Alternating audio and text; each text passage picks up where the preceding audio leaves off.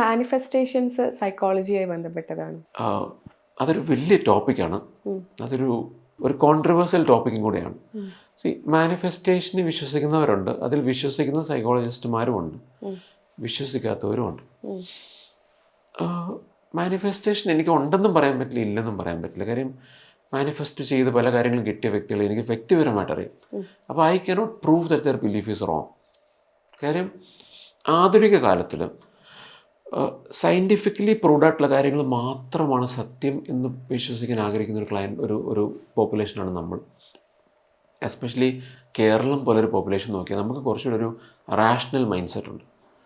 എല്ലാം ശാസ്ത്രീയമായിട്ട് തെളിയിക്കപ്പെട്ട കാര്യങ്ങൾ മാത്രമേ നമ്മൾ വിശ്വസിക്കത്തുള്ളൂ. കാര്യം എന്തെനിക്ക് തെളിയിക്കാൻ പറ്റുന്നു അതാണ് സത്യം എന്നാണ് നമ്മൾ വിശ്വസിക്കുന്നത്.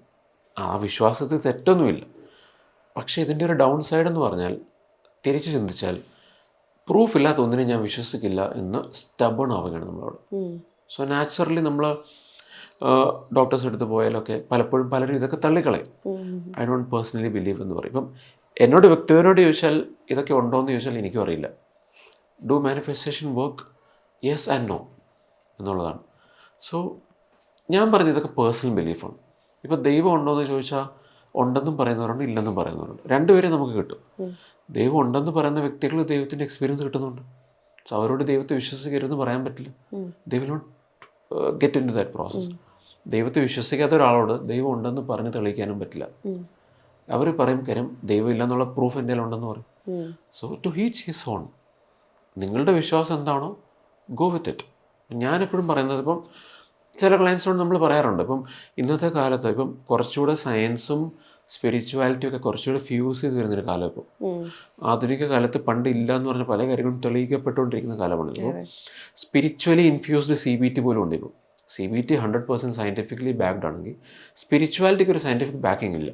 അത് പേഴ്സണൽ സബ്ജക്റ്റീവ് ബിലീഫ്. അതായത് ഞാനൊരു കാര്യം കണ്ടു, ഞാനത് വിശ്വസിക്കുന്നു എന്നും പറഞ്ഞിട്ട് ലോകം അത് വിശ്വസിക്കണമെന്നില്ല. അതെൻ്റെ സബ്ജക്റ്റീവ് ബിലീഫാണ്.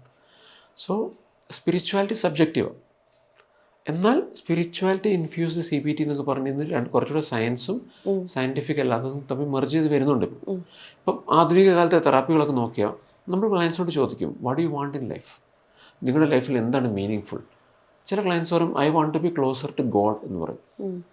പല ക്ലയൻസും പറയാറുണ്ട്, ദൈവത്തിൽ നിന്ന് ഡിസ്റ്റൻസ് ചെയ്തത് കൊണ്ട് എൻ്റെ ലൈഫിൽ പല ഇഷ്യൂസ് വന്നെന്ന് പറയും. അപ്പം ഞാൻ അവരോട് ദൈവം ഉണ്ടോ ഇല്ല എന്ന് പറയുന്നതല്ല എൻ്റെ ടോപ്പിക് അവിടെ. ഞാൻ ചോദിക്കും, what do you want in life? അപ്പോൾ പറയും, I want to be closer to God. So നമ്മൾ പിന്നെ ആ തെറാപ്പിയിലൂടെ നമ്മൾ മുമ്പോട്ട് നീങ്ങുന്നത് we help them to reach that point എന്നുള്ളത്.